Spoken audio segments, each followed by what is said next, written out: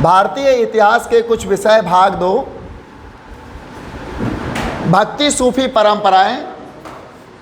इसके अंतर्गत 5वां इसका उपभाग है, दुसाले के नए ताने वाने इस्लामी परंपराएं। ये ताने वाने शब्द के हमने स्पष्ट करने के लिए यहाँ बच्चों को ताने वाने के बारे में बताया है। ताना क्या होता है और वाना क्या होता है। प्रारंभिक अवस्था में वस्त्र बुनने के लिए एक विशेष समुदाय या विशेष शिल्पी होते थे जिनको जुलाहा कहा जाता था, और जुलाहे हथकरघा से वस्त्र बुनते थे।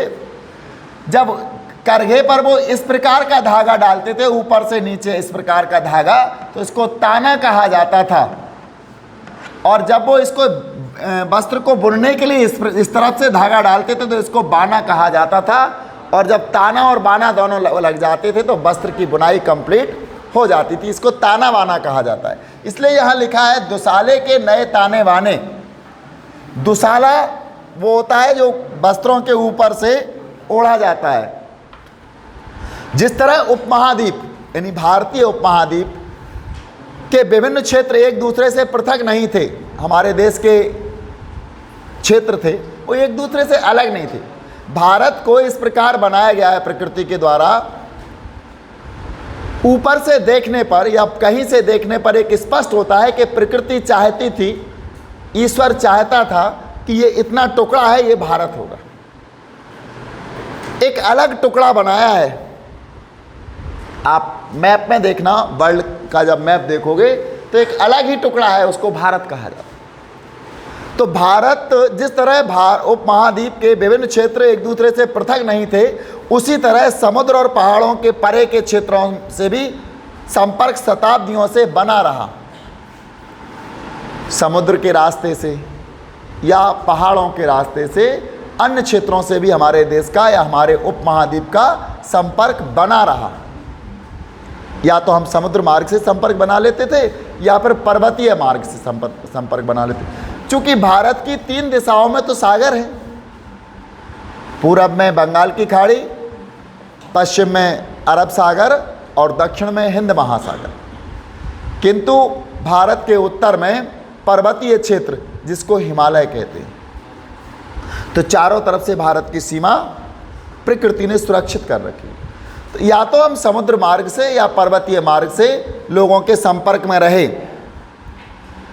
सैकड़ों वर्षों से संपर्क में रहे हम।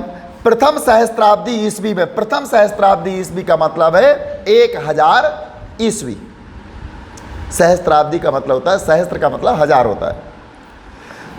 अरब व्यापारी समुद्र के रास्ते पश्चिमी भारत के बंदरगाहों तक आए। यानी पहली सहस्त्राब्दी जब चल रही थी, पहली सहस्त्राब्दी का मतलब होता है 1 से लेकर 10 तक के बीच। तो बहुत से यात्री समुद्र के रास्ते भारत तक आए या भारत के बंदरगाहों तक आए। इसी समय मध्य एशिया से लोग देश के उत्तर पश्चिम क्षेत्रों में आए। मध्य एशिया, हमने जो सोवियत संघ का क्षेत्र आ जाता है, भारत के ऊपर जो क्षेत्र आता है वो सब मध्य एशिया में आता है। और मध्य एशिया के लोग भी भारत में आए और आकर के भारत के पश्चिमी और उत्तरी भागों में बस गए, इन बंदरगाहों पर आकर के बस गए। इसी समय मध्य एशिया के लोग देश के उत्तर पश्चिमी प्रांतों में आकर बस गए। 7वीं शताब्दी में इस्लाम के उद्भव के बाद ये क्षेत्र उस संसार का हिस्सा बन गए जिसे अक्सर इस्लामी विश्व कहा जाता है। मतलब मध्य एशिया से लोग भारत आए। भारत का संपर्क तो था पर्वतीय रास्तों से और समुद्री रास्तों से, कई शताब्दियों से संपर्क था हमारा अपने क्षेत्र के अलावा अन्य क्षेत्रों से। तो वहाँ के लोग यहाँ आते रहे, कुछ यात्री आते रहे, समुद्र मार्गों से आए, कुछ बंदरगाहों पर आए और आकर के भारत के उत्तर और पश्चिमी क्षेत्रों में बस गए। जब वो यहाँ बस गए तो वहाँ उनका एक बड़ा तबका हो गया और उन्होंने यहाँ इस्लाम धर्म तो उनका था ही। तो ऐसी स्थिति में क्या होता है, जब 7वीं शताब्दी में इस्लाम का उद्भव हुआ पूरी दुनिया में, 7वीं शताब्दी में इस्लाम का उद्भव हुआ, इसका विकास हुआ, तो भारत का जो क्षेत्र जिसमें इस्लाम के लोग आकर के बस गए थे, उत्तर पश्चिमी क्षेत्रों में, वो भी इस्लाम धर्म का हिस्सा बन गया। वो भी इस्लाम क्षेत्र का हिस्सा बन गया कि यहाँ भी इस्लामिक क्षेत्र है, यहाँ भी इस्लाम के लोग निवास करते हैं। 5.1 इसका उपभाग आ गया शासकों और शासितों के धार्मिक विश्वास। शासकों और शासितों के धार्मिक विश्वास।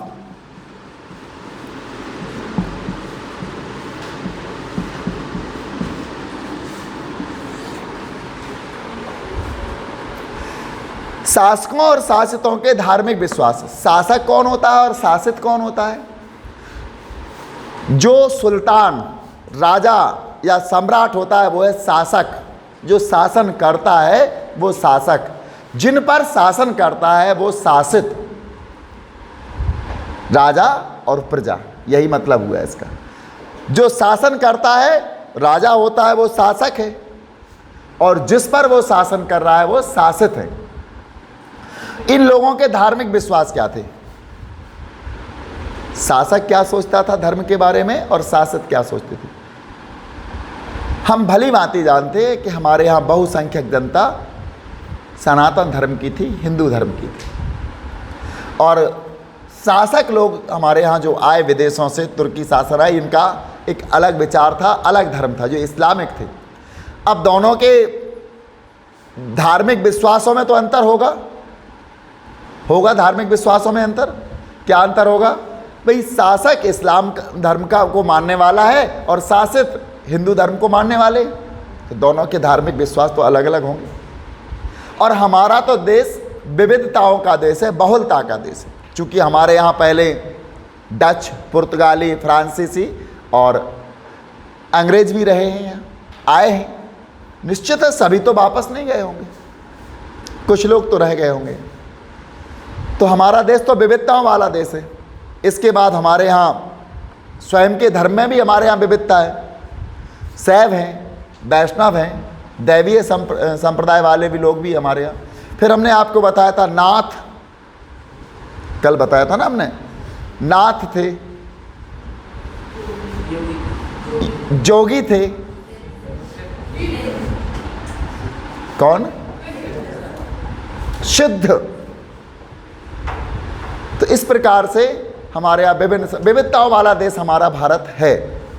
इसी बीच इस्लाम के लोग यहाँ आए, तुर्क से लोग आए और भारत के उत्तर पश्चिमी क्षेत्रों में आकर बस गए, तो एक विविधता और हो गई हमारे देश में।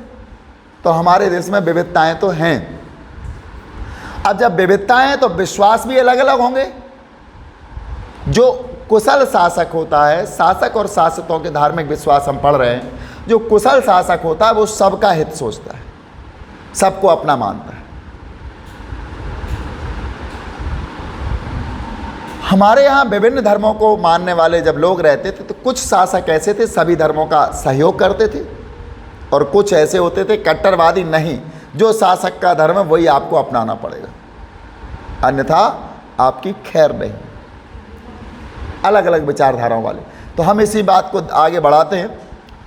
हमारा जब विश्व के विभिन्न भागों से संपर्क रहा तो इन संपर्कों को समझने की एक धुरी है कि विशिष्ट शासक वर्ग के धर्म पर दृष्टि डाली जाए। अगर हमें इन संपर्कों को समझना है तो एक विशिष्ट शासक वर्ग था, इसके विश्वासों पर नज़र डाली जाए। क्या विश्वास थे इसके?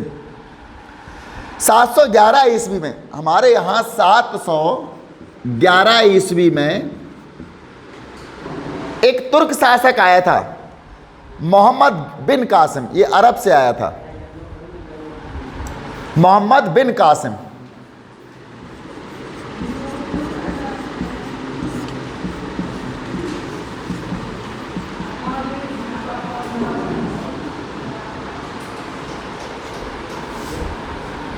मोहम्मद बिन कासिम नाम के एक अरब सेनापति ने, ये अरब का शासक नहीं था, नाम के एक अरब सेनापति सिंध पर विजय प्राप्त कर ली। सिंध प्रांत जो था हमारे उपमहाद्वीप का, उस पर विजय प्राप्त कर ली। सिंध पर विजय प्राप्त कर ली।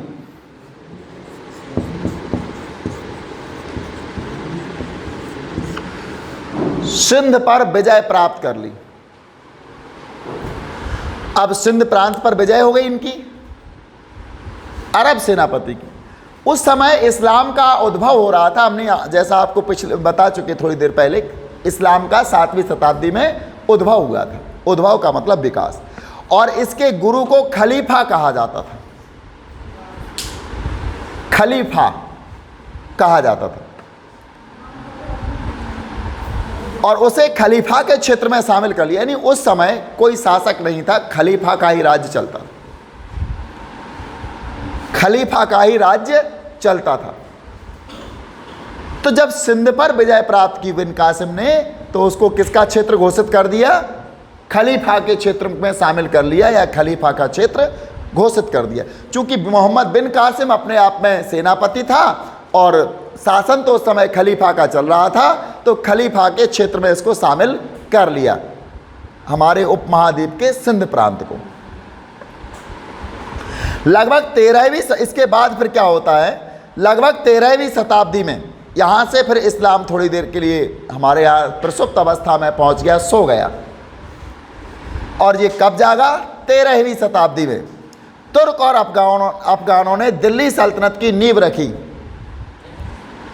तुर्कों ने और अफगानों ने दिल्ली सल्तनत की नींव रखी। समय के साथ, यानी तुर्क और अफगानों ने दिल्ली सल्तनत की नींव रखी। आपको पता है दिल्ली सल्तनत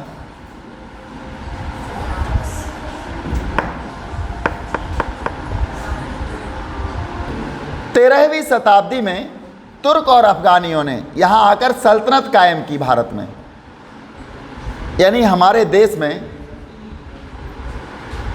भारत के अंतिम हिंदू शासक पृथ्वीराज चौहान को पराजित कर दिया गया था। और पृथ्वीराज चौहान के पराजय के बाद, यानी 1192 में जो तराइन के मैदान में द्वितीय युद्ध हुआ था, 1192 में तराइन के मैदान में जो द्वितीय युद्ध हुआ था, इस युद्ध के बाद कोई भी हिंदू शासक भारत की गद्दी पर नहीं बैठ पाया।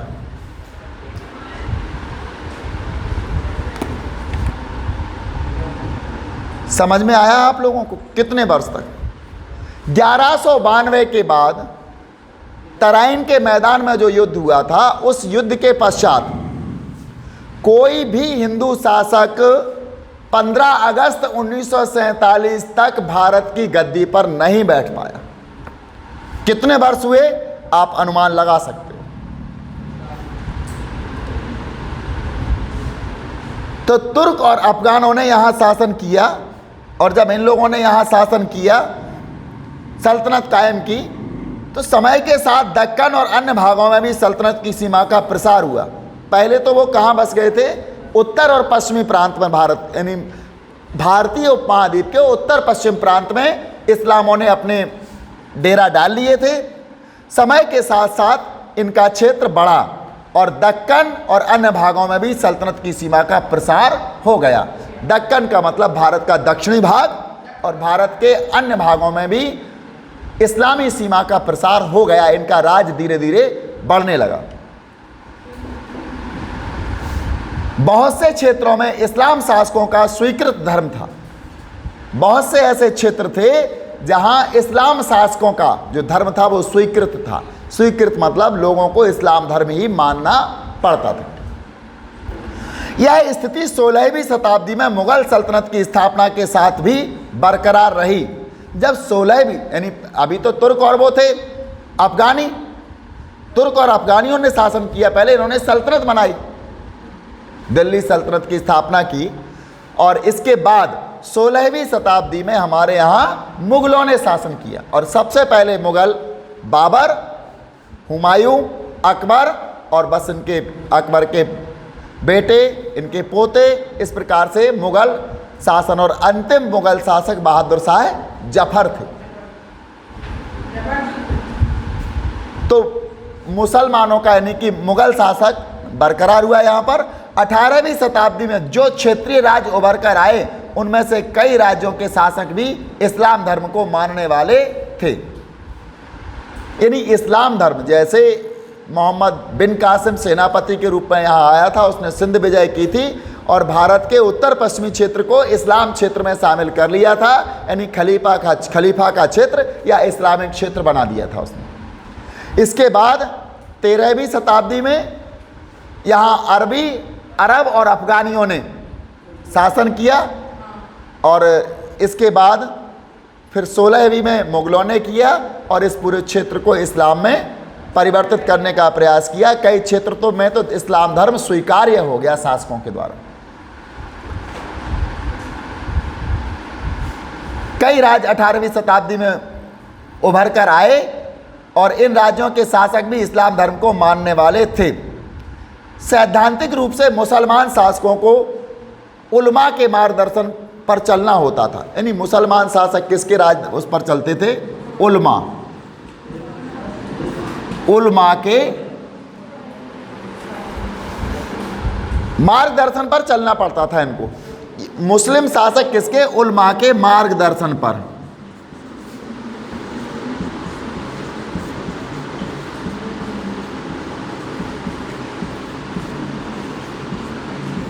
उलमा के मार्गदर्शन पर चलते थे। अब उलमा क्या होता है? उलमा से यह अपेक्षा की जाती थी कि वे शासन में शरिया का अमल सुनिश्चित करवाएं। उलमा जो होता था एक प्रकार से एग्जीक्यूटिव ऑफिसर होता था, कार्यपालक अधिकारी। इसका काम होता था शरिया के जो नियम है, इस्लाम चलता है शरिया से। इस्लाम किससे चलता है? शरिया अर्थात इस्लाम धर्म को चलाने वाला कानून। जिस कानून का पालन किया जाता है वो सब शरिया में है। इस्लाम के लोग जिन कानूनों का पालन करके अपने धर्म का आचरण करते हैं वो सब शरिया। तो शरिया का मतलब हुआ इस्लाम धर्म का कानून, और उलमाओं का काम होता था शरिया का पालन कराएं। जैसे हमारे देश में व्यवस्थापिका होती है, कानून बना देती है, अब उसका पालन कराना किसका काम होता है? कार्यपालिका का। तो जो शरिया इस्लाम धर्म का कानून हो गया और इसका पालन कराने वाले लोगों को क्या कहा जाता था? उलमा। और उलमा के मार्गदर्शन में ही शासक काम करते थे। उस समय के जो उलमा होते थे, जैसा वो उनको निर्देश देते थे उसी हिसाब से वो काम करते थे, चूंकि कानून के ज्ञाता माने जाते थे इस्लाम धर्म के।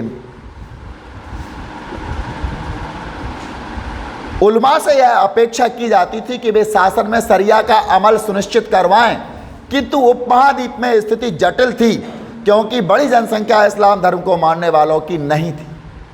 अब बात आती है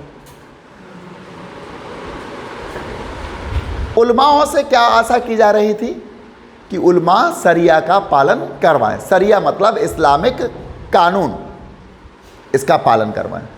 अब इस्लामिक कानून का पालन करवाने में उलमाओं को बड़ी जटिलता आ रही थी, बहुत कठिनाई थी। कठिनाई इसलिए थी कि जिस जगह पर वो शासन कर रहे थे वो जगह यानी भारतीय उपमहाद्वीप में इस्लाम को मानने वाले बहुत कम थे। तो वो शरिया को कैसे स्वीकार करेंगे? वो जानते ही नहीं है। वो कहेंगे 5 टाइम नमाज पढ़ो, ये शरिया का नियम है, लेकिन हमारे यहाँ तो उस कानून उसको मानने वाले लोग ही नहीं थे। तो उलमाओं को शरिया का पालन करवाने में काफ़ी जटिलता आ रही थी क्योंकि बड़ी जनसंख्या इस्लाम धर्म को मानने वालों की नहीं थी। इस संदर्भ में जिम्मी का मतलब होता है, ये इसकी उत्पत्ति अरबी शब्द जिम्मा से हुई है। अपन कहते हैं ना जिम्मेदारी, जिम्मेवारी, जिम्मा, ये अरबी शब्द है। इसका मतलब होता है अर्थात संरक्षित श्रेणी का प्रादुर्भाव हुआ। जिम्मेवार का मतलब होता है संरक्षित या उत्तराधिकारी, इनकी जिम्मेवारी है तो ये संरक्षित हो। तो यहाँ संरक्षित श्रेणी का प्रादुर्भाव हुआ। जिम्मी वे लोग थे जो उद्घाटित धर्म ग्रंथ को मानने वाले थे। जिम्मी लोग कौन थे? जो इस्लाम के धर्म ग्रंथ थे, उन धर्म ग्रंथों को मानने वाले लोग थे, उन्हें जिम्मी कहा जाता था। जिम्मी, जिम्मेवार, ऐसे शब्दों का प्रयोग किया जाता। ये सब जिम्मा अरबी शब्द है और इसका मतलब संरक्षित। तो ये लोग क्या करते थे? धर्म ग्रंथों को मानने वाले लोग थे जिम्मी। जैसे इस्लामी शासकों के क्षेत्र में रहने वाले यहूदी और ईसाई। इस्लामी जो शासक थे और इस्लाम धर्म को मानने वाले थे, उनके क्षेत्र में कुछ यहूदी लोग रहते थे, कुछ ईसाई लोग रहते थे। ईसाई क्रिश्चियन होते, यहूदी होते, इनका धर्म अलग है, ईसाइयों का अलग है। लेकिन वो किसके शासन में रहते थे? इस्लाम के शासन में। अब इस्लाम के शासन में रहते थे तो इस्लाम के शासक क्या करते थे? उनसे जजिया कर वसूल करते थे। जजिया कर का मतलब था गैर मुस्लिम कर। जजिया, जजिया यानी गैर मुस्लिम कर। जो मुसलमान नहीं है उसको देना पड़ेगा ये टैक्स। या तो आप मुस्लिम बन जाओ तो टैक्स से बच जाओगे, या फिर जजिया देते रहो। इसको गैर मुस्लिम कर कहा जाता था। और जो इस्लामिक शासक हुआ करते थे उनके यहाँ यहूदी और ईसाई रहते थे, उन यहूदी और ईसाइयों को जजिया कर देना पड़ता था। जजिया कर देने के बाद शासक उनको संरक्षण दे देते थे, या फिर धर्म बदल लो, दो ही बातें थी। जो मुस्लिम नहीं होगा उसको जजिया देना है, या तो आप धर्म बदल के इस्लाम में आ जाओ तो जजिया नहीं देना है, और अगर नहीं आते हैं तो आपको जजिया देना है, तभी राज्य का आपको संरक्षण मिलेगा। तो जैसे इस्लामी शासकों के क्षेत्र में रहने वाले यहूदी और ईसाई, ये लोग जजिया नामक कर चुकाकर मुसलमान शासकों द्वारा संरक्षण दिए जाने के अधिकारी हो जाते थे। भारत में इसके अंतर्गत हिंदुओं को भी शामिल कर लिया गया। ये तो मुस्लिम शासकों की बात कर रहे थे। भारत में भी जब मुस्लिम शासक आए तो यहाँ हिंदुओं को भी शामिल कर लिया, क्योंकि वो भी गैर इस्लामिक थे, गैर मुस्लिम थे, तो भारत के हिंदुओं को भी जजिया कर देना पड़ता था। जैसा आप देखेंगे, मुगल शासक अपने आप को न केवल मुसलमानों का अपितु सारे समुदायों का बादशाह मानते थे। आने वाले अध्याय 9 में आप देखेंगे, मुगल शासक केवल मुसलमानों का ही शासक नहीं मानते थे, वो सारे प्रजा का अपने आप को, सभी धर्मों का शासक मानते थे, सभी प्रजाओं का अपने आप को, जितने भी समुदाय थे सबका बादशाह मानते थे। हम सभी के बादशाह हैं, धर्म आपका कोई भी हो, बादशाह है हम ही। वास्तव में शासक शासितों की तरफ काफी लचीली नीति अपनाते थे। शासक शासितों की तरफ काफी लचीली नीति अपनाते थे। लचीली का मतलब, शासक और शासित की बात कर रहे हैं। शासक कौन है? जो शासन कर रहा है। शासित कौन है? प्रजा। तो शासक शासितों के प्रति काफी लचीली नीति अपनाते थे। लचीली का मतलब है उनको ज्यादा प्रताड़ित नहीं करते थे, परेशान नहीं करते थे। यहूदी हैं, ईसाई हैं या फिर हिंदू हैं, इन सब को क्या करते थे वो? इनके साथ लचीली नीति। आपका जो धर्म है आप अपने अनुसार काम करते रहो, ये हो गई लचीली नीति। और अगर कुछ शासक ऐसे भी थे जो ऐसी नीति नहीं अपनाते थे, उनको जजिया देना पड़ता था या फिर इस्लाम कबूल करना पड़ता था। उदाहरणतः बहुत से शासकों ने भूमि अनुदान व कर की छूट हिंदू, जैन, पारसी, ईसाई और यहूदी धर्म संस्थाओं को दी। यानी कई ऐसे शासक थे जिन्होंने भूमि दान दी, और वो भी किसको दी? भूमि का अनुदान दिया या फिर कर में छूट दी। हिंदुओं को, जैनों को, पारसियों को, ईसाइयों को, यहूदियों को, धर्म संस्था, इनकी धर्म संस्थाओं को मुस्लिम शासकों ने भूमि दान दी या फिर कर में छूट दे दी इन लोगों को। तो इसका मतलब है एक शासक कैसी नीति अपनाते थे? इनके प्रति लचीली नीति अपनाते थे, तभी तो उनको भूमि देते थे, तभी तो उनको कर में भी छूट देते थे। तो इसका मतलब हुआ उन्होंने लचीली नीति अपनाई।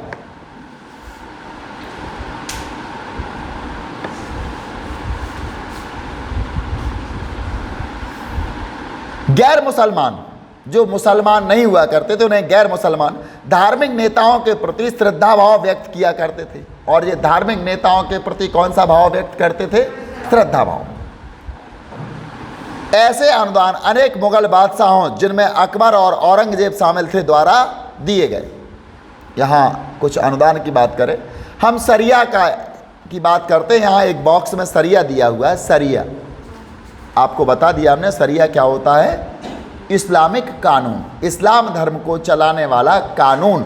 इस्लाम धर्म शरिया के कानूनों पर ही टिका है, इसको शरिया या शरीयत का कानून कहा जाता है। और जो लोग शरिया के कानून को मानते हैं उन्हें बाशरिया, और जो लोग नहीं मानते हैं वो बेशरिया। ध्यान से सुनो, जो लोग शरिया के कानून को मानते हैं उनको बाशरिया, और जो लोग शरिया के कानून को नहीं मानते हैं उनको बेशरिया कहा जाता है। बाशरिया और बेशरिया में यही अंतर है। शरिया मुसलमान समुदाय को निर्देशित करने वाला कानून है। यह कुरान शरीफ और हदीस पर आधारित है। हदीस का अर्थ है पैगंबर साहब से जुड़ी परंपराएं। हदीस का मतलब है जो उनके पैगंबर हैं उनसे जुड़ी हुई परंपराएं। ये पैगंबर की अगर हम बात करें तो पैगंबर का मतलब होता है संदेश देने वाला। पैगाम होता है संदेश, अंग्रेजी में मैसेज, हिंदी में संदेश, और अरबी या उर्दू भाषा में पैगाम कहा जाता है। तो पैगाम जो देते थे उन्हें पैगंबर कहा जाता है। कहा जाता है कि अल्लाह के दूत जिब्राहिल, किसके दूत? अल्लाह के दूत जिब्राहिल ने आकर के, दूत होता है जो पैगाम देता है, मोहम्मद साहब को संदेश दिया और उन्होंने बताया कि आप कुरान की रचना करो और इस धरती पर इस्लाम का प्रचार प्रसार करो। तो मोहम्मद साहब ने इस धरती पर कुरान का प्रचार प्रसार किया, कुरान की रचना भी की। कुरान में कुल 114 114 अध्याय हैं। इनमें से 90 अध्याय की रचना मक्का में हुई और 24 अध्याय की मदीना में हुई। इस प्रकार कुरान के कुल कितने अध्याय हो गए? कुरान के कुल कितने अध्याय हो गए? 114। 90 की रचना हुई मक्का में और 24 की हुई मदीना में। तो कुरान में कुल कितने अध्याय हैं? कुरान में कुल 114 अध्याय, 90 मक्का और 24 मदीना यहाँ हुई। तो यहाँ अल्लाह का पैगाम देने के लिए जो आए थे, जो यहाँ पैगाम देने आए थे, इसलिए उनको क्या कहा गया? पैगंबर। यहाँ हदीस की हम बात कर रहे थे। यह कुरान शरीफ और हदीस पर आधारित है। हदीस का अर्थ है पैगंबर साहब से जुड़ी परंपराएं। पैगंबर समझ में आ गया कौन थे? मोहम्मद साहब। इनसे जुड़ी हुई परंपराएं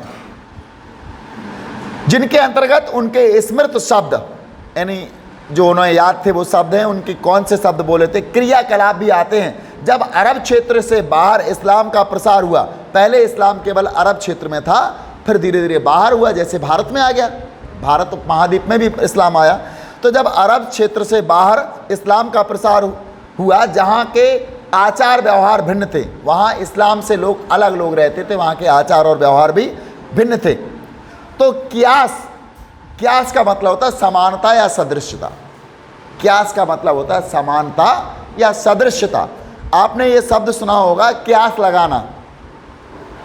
क्यास लगाने का मतलब होता है अंदाज लगाते उसी के समान। तो क्यास का मतलब होता है सदृश्यता के आधार पर। इजमा का मतलब होता है समुदाय की सहमति को भी कानून का स्रोत माना जाने लगा। इस तरह शरिया, कुरान, हदीस, कियास और इजमा ये से उद्भूत हुआ। यहाँ एक स्रोत 5 है, खंबात का गिरजाघर। स्रोत 5 है, खंबात का गिरजाघर।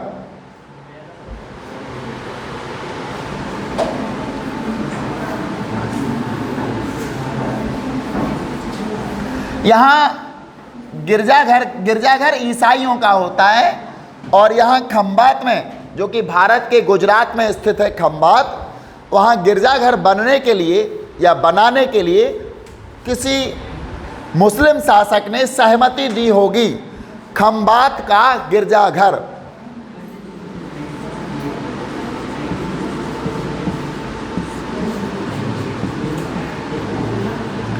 चर्च कहा जाता है इसको अंग्रेजी में।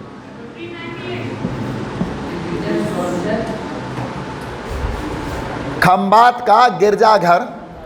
यह उद्धरण उस फरमान यानी बादशाह के हुक्मनामे का अंश है जिसे 1598 में अकबर ने जारी किया था। यानी 1598 में अकबर यहाँ का शासक था भारत का। 1598 अकबर ने जारी किया।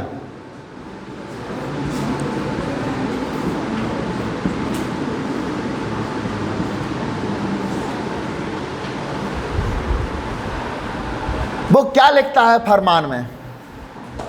हमारे बुलंद और मुकद्दस, मुकद्दस कहते पवित्र, हमारे बुलंद और मुकद्दस जेहन में, जेहन मतलब दिमाग में, मस्तिष्क में, हमारे बुलंद और मुकद्दस जेहन में पहुंचा है कि यीशु की मुकद्दस जमात के पादरी, यानी यीशु मतलब ईसाई धर्म के जो प्रभु होते हैं उन्हें यीशु कहा जाता है, उनके मुकद्दस यानी पवित्र पादरी, पादरी उनके पुजारियों को कहते हैं।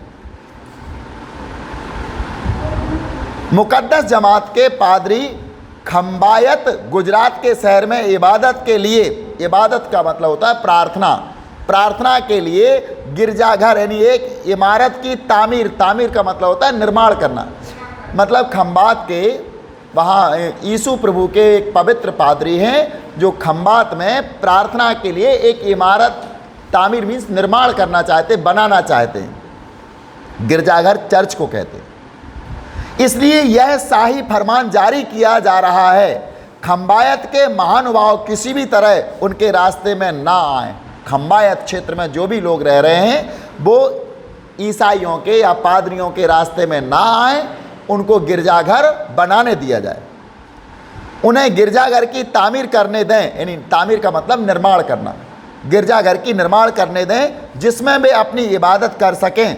यह जरूरी है कि बादशाह के इस फरमान की हर तरह से तामील यानी पालन हो, ऐसा अकबर ने दिया था। इसका मतलब है बादशाहों का रुख अन्य धर्मों के प्रति लचीला और सम्मानपूर्ण था।